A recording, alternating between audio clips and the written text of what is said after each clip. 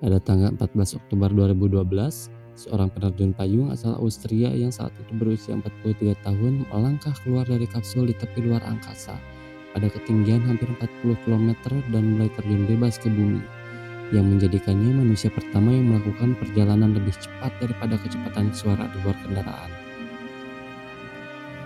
Felix Baumgartner hanya butuh 34 detik untuk mencapai Mach 1, menciptakan ledakan sonik yang dapat didengar oleh mereka yang menonton dari gurun New Mexico di bawahnya, dan jutaan orang di seluruh dunia yang menyaksikan misi tersebut secara langsung. Setelah 4 menit dan 20 detik, ia membuka parasutnya dan berhasil mendarat dengan mulus.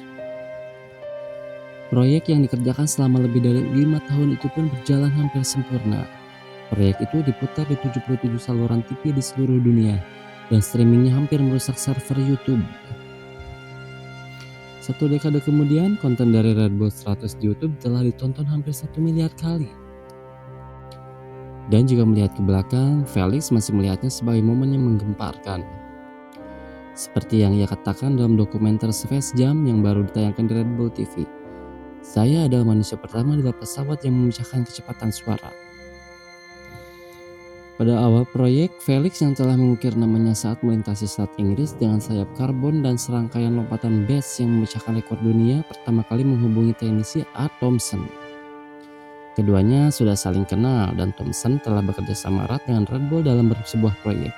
Pertanyaan Felix sederhana, apakah mungkin untuk terjun payung dari luar angkasa atau dari stratosfer dan jatuh dengan kecepatan supersonik?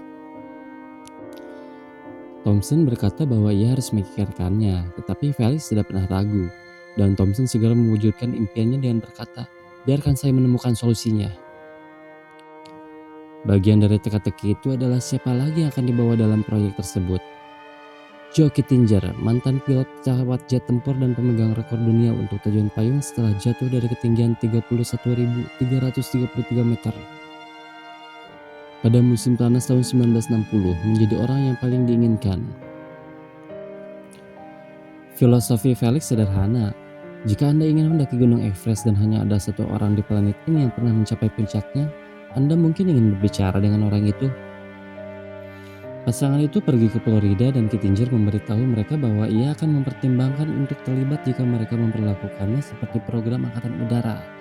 Dan pengujian di darat, terjun payung di ketinggian rendah, lalu terjun payung di ketinggian tinggi. Dan itu adalah filosofi yang dianut Felix. Dan Kittinger pun segera menyetujuinya.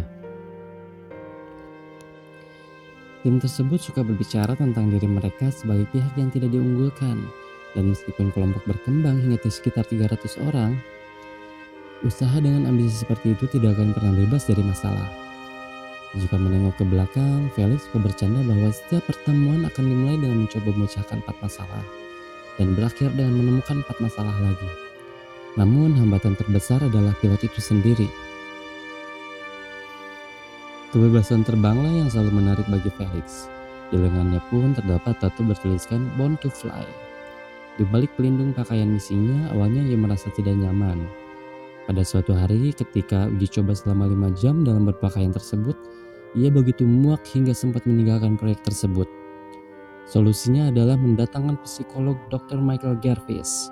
Dalam waktu 2 minggu, Felix mampu menghabiskan waktu berjam-jam di dalam pakaian tersebut. Ia tidak merasa nyaman, namun ia bisa membatasinya. Psikologis Gervais membantu mengubah pola pikirnya dengan apa yang disebutnya pernapasan tempur dan mendapatkannya dalam sejumlah situasi yang tidak nyaman, mendorongnya ke titik panik. Ketika Felix berjuang dengan kurangnya kendali, Gervais mengingatkannya bahwa dia adalah pahlawan proyek tersebut, mengenakan setelan yang dirancang khusus untuk keselamatannya. Kemudian diputuskan Kittinger satu-satunya orang di planet ini yang benar-benar dapat memahami apa yang dialami Felix, dan menjadikan satu-satu orangnya yang akan berkomunikasi lewat radio dengannya. Latihan lompatan dari jarak 21 km dan kemudian 29 km meyakinkan tim bahwa Felix akan mampu meneruskan usaha tersebut. Dan pada bulan Oktober, semua orang siap. Malam sebelumnya tentu saja merupakan malam tanpa tidur. Felix meringkuk dalam kapsul berdiameter 1,84 meter. Penerbangannya ke atmosfer ditentukan oleh balon helium tipis seukuran 33 lapangan sepak bola.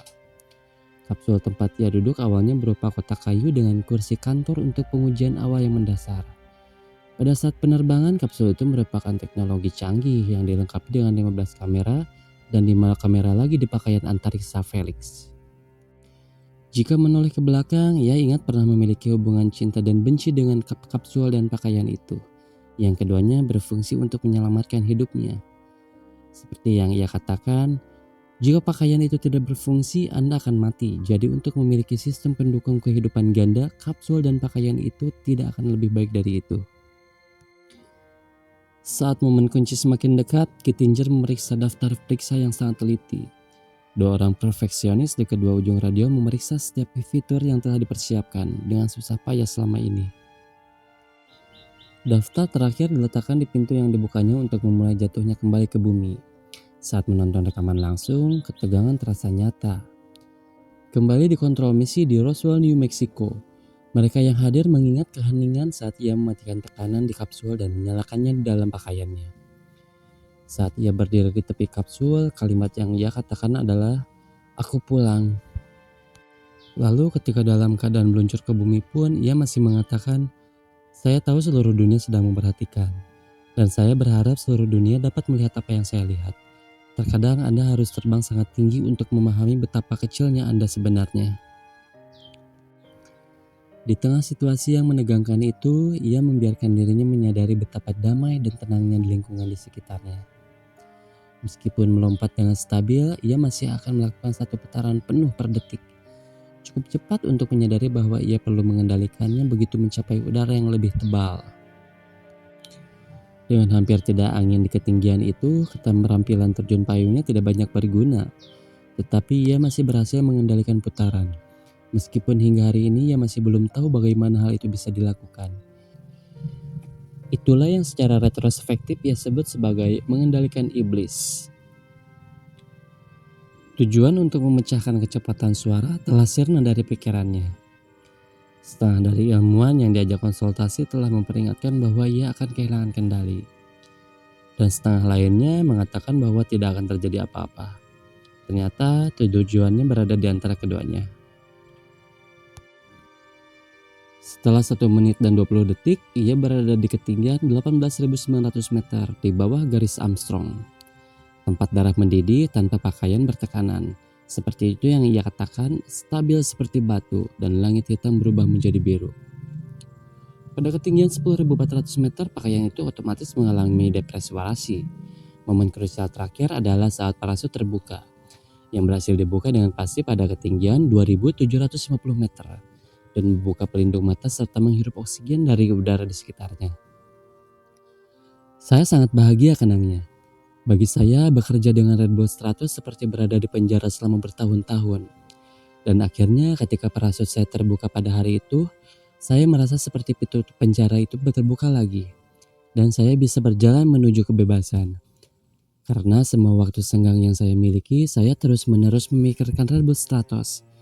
Itulah sebabnya ketika saya membuka pelindung mata itu, bagi saya itu seperti kebebasan yang besar. Ia melepas pelindung matanya setelah mendarat dan memeluk Thompson di tanah dengan gembira. Sebelum diterbangkan dengan helikopter kembali ke Mission Control untuk perayaan lebih lanjut.